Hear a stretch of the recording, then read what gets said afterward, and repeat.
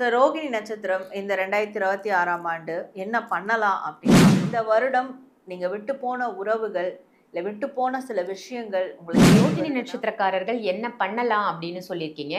இந்த வருஷம் அவங்க என்னெல்லாம் செய்யக்கூடாது, இதெல்லாம் செய்யாதீங்க, உங்களுக்கு பாதகமா அமைய வாய்ப்பு இருக்குன்னா, யூனிவர்ஸ் உங்களுக்கு தரக்கூடிய மெசேஜ் இந்த 2026ஆம் ஆண்டுக்கு என்ன அப்படின்னு பார்க்கும்போது,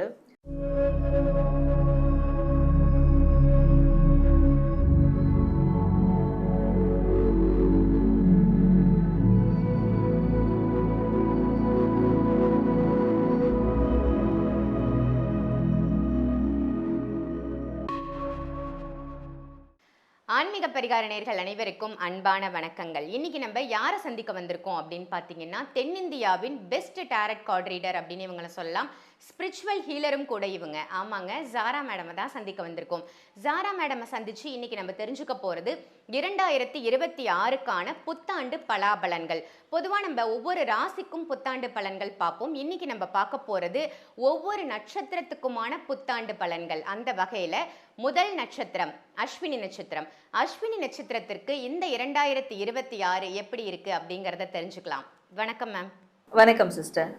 ஆன்மீக பரிகாரம் நேயர்கள் அனைவருக்கும் வணக்கம். நடப்பது எல்லாம் நன்மைக்கே, நன்மையா நடந்த எல்லாவற்றுக்கும் நான் பிரபஞ்சத்துக்கு நன்றி சொல்லிக்கலாம். உங்க எல்லாருக்கும் இனிய புத்தாண்டு நல்வாழ்த்துக்கள். இந்த 2026 புத்தாண்டு பலாபலன்கள் தான் நாம இன்னைக்கு பார்க்க போறோம். ஸோ 2026 யூஸ்வலா எல்லாரும் ராசியை பேஸ் பண்ணி சொல்லுவாங்க. நம்ம நட்சத்திரத்தை பேஸ் பண்ணி எடுக்கலாம் அப்படின்னு நம்ம டிஸ்கஸ் பண்ணும்போது பேசிட்டு இருந்தோம். எதனால மேம் நீங்க நட்சத்திரத்தை சூஸ் பண்ணீங்க? ஏன்னா நட்சத்திரமும் இன்னைக்கு நிறைய பார்க்குறாங்க. நட்சத்திரமும் ராசி எந்த அளவுக்கு பவரோ நட்சத்திரம் அதை விட பவர் அப்படின்றது நம்ம சொல்லலாம். ஸோ அந்த நட்சத்திரத்தை பேஸ் பண்ணி அப்போ நம்ம எடுக்கும் போது இது இன்னும் அவங்களுக்கு ரொம்ப கனெக்டிவிட்டியாக இருக்கும். இந்த ஆண்டுக்கான அந்த நட்சத்திர பலன்றது ரொம்ப இன்னும் அவங்களுக்கு நிறைய விதமான கைடன்ஸ் இதனால் தெரிஞ்சுக்க முடியும். அண்ட் ஆப்வியஸ்லி நான் இதை வேறு எங்கேயும் நட்சத்திர பலன் ஸ்பெசிஃபிக்காக இதுக்கு நான் பண்ணலை. ஸோ நம்மளுடைய சேனலில் நிறைய ஃபாலோவர்ஸ் டாரோ ரீடிங்க்கு இருக்கிறாங்கன்றதை நான் தெரிஞ்சுக்கிட்டேன். ஸோ போன பதிவில் நான் தெரிஞ்சுக்கிட்டேன். அப்போது இந்த பதிவில் சிறப்பாக என்ன கொடுக்கலான்னு யோசிக்கும் போது அப்போ 27 நட்சத்திரத்துக்கும் நம்ம டாரோ ரீடிங் கொடுக்கலாம். கண்டிப்பாக அது எல்லாருக்கும் ரொம்ப வரவேற்புக்குரியதாக இருக்கும் அப்படின்றதுனால தான் இந்த பதிவை எடுத்தது. Super ma'am. நட்சத்திர பலன் அப்படிங்கும்போது இதில் என்னென்ன மாதிரியான விஷயங்கள்லாம் அடங்கும் மேம்? இதில் என்ன நம்ம பார்க்க போகிறோன்னா, இந்த வருடம் முழுவதும் எந்த விஷயங்களை இந்த நட்சத்திரக்காரர்கள் செய்யணும், எந்த விஷயங்களை செய்யவே கூடாது, அண்ட் இந்த வருடம் எந்த மாதிரியான விஷயங்கள்லாம் இவங்களுக்கு லக்கியாக அமையும், அதிர்ஷ்டமாக அமையும் அப்படின்றதையும், அண்ட் ஓவரால் இந்த பிரபஞ்சம் இந்த நட்சத்திரக்காரர்களுக்கு இந்த வருடம் என்ன மாதிரியான ஒரு வழிகாட்டுதலை கொடுக்க போகிறாங்க அப்படின்றத ஒரு மெசேஜாக நம்ம பார்க்க போகிறோம். சூப்பர். ஸோ பிரபஞ்சம் சொல்லும் செய்தியும் நமக்கு தெரிய போகுது ஒவ்வொரு நட்சத்திரத்துக்கும். அதே மாதிரி என்ன செய்யலாம் என்ன செய்யக்கூடாதுன்னு சொல்ல போறீங்க. லக்கு அப்படின்னு நீங்க சொன்னீங்க. ரொம்ப எல்லாரும் எதிர்பார்க்கக்கூடிய ஒரு விஷயம்னு சொல்லலாம். ஸோ இந்த 2026 லக்கா அமையறதுக்கு என்ன பண்ணலாம் ஒவ்வொரு நட்சத்திரக்காரர்களும் தெரிஞ்சுக்க போறோம். ரொம்ப சிறப்பு மேம். நம்ம நேர நிகழ்ச்சிக்குள்ள போயிடலாம். கண்டிப்பா. ரோகிணி நட்சத்திரத்துக்கு எப்படி இருக்குன்னு சொல்லுங்க மேம். ரோகிணி நட்சத்திரம் இந்த 2026ஆம் ஆண்டு என்ன பண்ணலாம் அப்படின்னு பார்க்கும்போது, தனக்குள்ளே இருக்கிற ஆசைகள், புதஞ்சு போன ஆசைகள், தேக்கி வச்ச கனவுகள், இதெல்லாம் அகெயின் அவங்க எப்படி ஒரு வருஷத்துக்கு ஒரு வாட்டி தேரை நல்லா ரெடி பண்ணி ஊர் மக்களுக்கெல்லாம் பார்க்குறதுக்கு சுவாமியை ஏற்றி வச்சு கொண்டு வருவாங்க ஊர்வலமாக. அந்த மாதிரி இந்த வருடம் உங்களுடைய தேரை நீங்கள் ரெடி பண்ணி அதை வெளி உலகத்துக்கு கொண்டு வரணும். ஸோ இந்த தேருன்ற ஒரு விஷயம் உங்களுடைய திறமைகள், உங்களுடைய கனவுகள், உங்களுடைய லட்சியங்கள், அதை நீங்கள் அதற்கு ஒரு அலங்காரம் பண்ணி அழகு கொடுத்து நீங்கள் வெளியுலகத்துக்கு கொண்டு வரத்துக்கான முயற்சியில் கண்டிப்பாக இறங்கணும் அப்படின்னு இருக்குது. அண்ட் இந்த வருடம் நீங்கள் விட்டு போன உறவுகள், இல்லை விட்டு போன சில விஷயங்கள் உங்களை தேடி வருதுன்னா அதை நீங்கள் கிராப் பண்ணிக்கோங்க. அதை நீங்கள் இறுக பிடிச்சிக்கோங்க. அதை நீங்கள் இறுக பிடிச்சி அதை அகெயின் நீங்கள் ரீஸ்டார்ட் பண்ணும் போது கண்டிப்பாக இந்த ஒரு விஷயத்தோட அந்த பழைய விஷயங்களும் சேரும் போது உங்களுக்கு மிகப்பெரிய ஒரு எனர்ஜி கிடைக்கும். அண்ட் இந்த வருடம் நீங்கள் இன்னும் சிறப்பாக கொண்டு போகிறதுக்கு நிறைய உத்வேகங்கள் உங்களுக்கு கிடைக்கும். நிறைய பேர் நீங்கள் வெளிநாடு போகிறதுக்கு, வாழ்க்கையை ஒரு லைஃப் ஸ்டைல்லேருந்து இன்னொரு லைஃப் ஸ்டைல் எடுத்துகிட்டு போகிறதுக்கு, உங்களுடைய சின்ன வயசு கனவுகள் அடையிறதுக்கு இந்த மாதிரியான முயற்சியிலும் தாராளமாக இந்த வருடம் நீங்கள் ஈடுபடலாம் அப்படின்றதும் உங்களுக்கான ஒரு ரீடிங்கில் வருது. Super ma'am.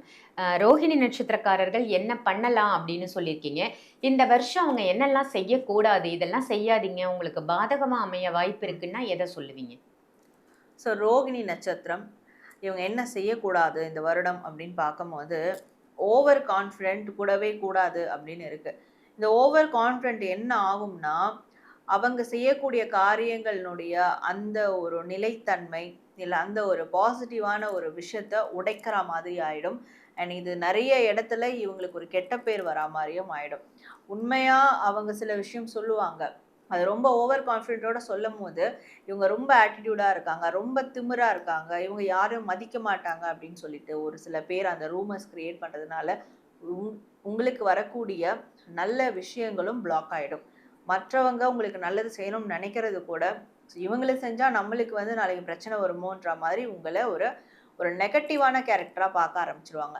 அப்போ இந்த ஓவர் கான்ஃபிடென்ட் வந்து நீங்க எதுவுமே மெயின்டெயின் பண்ணவே கூடாது. யார்கிட்டயும் எந்த விதமான ஆட்டிட்யூட் காட்ட வேண்டாம். முடிஞ்ச அளவுக்கு டவுன் டூ எர்த்தா போயிடுறது நல்லது. ஸோ ரொம்ப பணிவா, கொஞ்சம் அடக்கமா போயிடுறது நல்லது. அத மீறி நீங்க வந்து சில விஷயங்கள இப்படி ஃபோக்கஸ் பண்ணும்போது, கண்டிப்பா அது நெகட்டிவ் அப்ரோச் கொடுக்கும். அண்ட் ஆப்வியஸ்லி உங்களுக்கு அடிக்ஷன்ஸ் எதனா இருக்கு, கெட்ட சவகாசங்கள், பழக்கவழக்கங்கள்லாம் இருக்கு அப்படின்னா, தனியா இருந்தா கூட பரவால்ல. தனியா இருக்கிறதே மேல். இப்படி ஒரு சவகாசம் கூட இருக்கிறதுன்னு சொல்லிட்டு, அதெல்லாம் நீங்க கட் பண்ணி வெளிய வந்தே ஆகணும். ஏன்னா, இதுவும் நெறைய ஒரு நெகட்டிவான இம்பாக்ட் வந்து இந்த வருடம் உங்களுக்கு குடுக்கும். ஸோ, அதனால இதெல்லாம் நீங்க செய்யவே கூடாது. என்ன செய்யலாம், என்ன செய்யக்கூடாதுன்னு ரொம்ப அழகா சொன்னீங்க. எந்த விஷயம் வந்து இவங்களுக்கு அதிர்ஷ்டம் தரக்கூடியதாக அமையும்? ஸோ, ரோகிணி நட்சத்திரம் இவங்களுக்கு எந்த விஷயங்கள் அதிர்ஷ்டம் தரக்கூடியதா அமையும் அப்படின்னு பார்க்கும்போது, இதுவும் கடந்து செல் அப்படின்ற ஒரு விஷயம் அண்ட் எதிர்பாராத எதையும் எதிர்பார்க்காம இருக்கிறது. அவ்வளோதான். ஏன்னா, நம்ம செய்றத செய்யலாம். நம்மளுக்கு நல்லது நடக்கிறது நடக்கட்டும். இந்த ஒரு ஆட்டிட்யூட் அவங்க குடுத்தாங்கன்னா, ஸோ இதுவும் கடந்து போயிட்டே இருக்கலாம் அப்படின்னு அந்த கடந்து போயிட்டே இருக்காங்கன்னா, ஒரு ஒரு விஷயத்தையும், ஒரு ஒரு நாட்களையும், ஒரு ஒரு இன்னல்கள், இல்ல ஒரு ஒரு நல்லது கூட இருக்கட்டும். ஸோ சில பேர்லாம் நல்லது நடந்தா அதிலேயே ஸ்டிக் ஆன் பண்ணியிருப்பாங்க. எனக்கு நல்லது நடந்துச்சு, நல்லது நடந்துச்சு அப்படின்னு சொல்லிட்டு வரக்கூடிய விஷயங்கள போட்டு விட்டுருவாங்க. அப்போ இவங்களோட வாழ்க்கையில வரக்கூடிய இன்ப துன்பங்கள் இது 2த்தையும் கடந்து போக பார்க்கணும். ஸோ இப்படி கடந்து போகும்போது, இவங்களுக்கு இவங்க எதிர்பாராத நேரத்துல ஒரு இன்ப அதிர்ஷ் இன்ப அதிர்ச்சிகள், ஒரு சர்ப்ரைஸான விஷயங்கள் இதெல்லாம் இவங்களுக்கு நடக்க ஆரம்பிக்கும். அப்ப எக்ஸ்பெக்டேஷன்ஸ் வந்து குறைச்சுக்கும்போதும் அண்ட் ஸ்போர்ட்டிவா இருக்கும்போதும், இவங்களுக்கு இதெல்லாம் ஒரு அதிர்ஷ்டத்த வந்து கொண்டு வந்து கொடுக்கும். கண்டிப்பா இவங்களுக்கு வந்து வெளியிலிருந்து வெளிநாடு, வெளியூர்ல இருந்து இவங்களுக்கு ஒரு அதிர்ஷ்டகரமான விஷயங்கள்லாம் இவங்களுக்கு நடக்கிறதுனால, ஸோ வெளியூர் சார்ந்த விஷயங்கள ஃபோக்கஸ் பண்ணலாம். Super ma'am. ரொம்ப அழகா சொன்னீங்க. இவர்களுக்கு பிரபஞ்சம் சொல்லும் செய்தி என்ன அப்படின்றதும் சொல்லுங்க. ரோகிணி நட்சத்திரம் இவங்களுக்கான யூனிவர்ஸ் தரக்கூடிய மெசேஜ். யூனிவர்ஸ் இவங்களுக்கு தரக்கூடிய மெசேஜ் இந்த 2026ஆம் ஆண்டுக்கு என்ன அப்படின்னு பார்க்கும்போது, எப்பவுமே சிரிச்சு கலகலன்னு இருக்கணும், சந்தோஷமா இருக்கணும் அண்ட் பிளேஃபுல்லா இருக்கணும். சில பேர்லாம் வந்து அவங்களுக்கு ஏதாவது ஒரு ஹாபீஸ் இருக்கும், ஏதாவது ஒரு விளையாட்டு மேல ஈடுபாடு இருக்கும். அதெல்லாம் வந்து வயசாகுதுன்னு சொல்லிட்டு அதெல்லாம் பண்ணாம இருப்பாங்க. பட் அப்படிலாம் கிடையாது. எந்த வயசானாலும் அதற்கெல்லாம் வயது கிடையாது. ஸோ அப்போ அவங்களுக்கு பிடிச்ச ஹாபீஸ் வந்து பண்ணிக்கிட்டே இருக்கணும், சந்தோஷமா இருக்கணும். அண்ட் இவங்க வந்து செல்ஃப் ஹீலிங், செல்ஃப் கேர் பண்ணிக்கணும். தன்னை கேர் பண்ணிக்கணும். தனக்கு என்ன தேவை? தன்னுடைய உடல் எப்படி இருக்கு? தன்னுடைய வெளித்தோற்றம், அகத்தோற்றம் எப்படி இருக்கு? ஸோ இதில் என்னெல்லாம் வந்து அவங்க மாற்றிக்கணும்? எதெல்லாம் அவங்க மெருகேற்றணும்? இந்த விஷயங்களெல்லாம் கண்டிப்பாக கேர் பண்ணியே ஆகணும். ஸோ இதெல்லாம் அவங்க பண்ணும்போது, அப்போது யுனிவர்ஸ் அவங்களுக்கு என்ன மாதிரியான ஒரு பிளெஸ்ஸிங்ஸ் கொடுக்குதுன்றதையும் அண்ட் இவங்களுக்கு எந்த நல்ல விஷயங்கள்லாம் கிடைக்க போகுதுன்றதையும் கண்டிப்பாக இவங்களால உணரவும் முடியும் அண்ட் மிகப்பெரிய ஒரு மனநிறைவான வாழ்க்கையை அவங்களால அடியெடுத்து வைக்கவும் முடியும். ஸோ அப்போ இந்த விஷயங்கள்லாம் அவங்க மேற்கொள்ளணும்.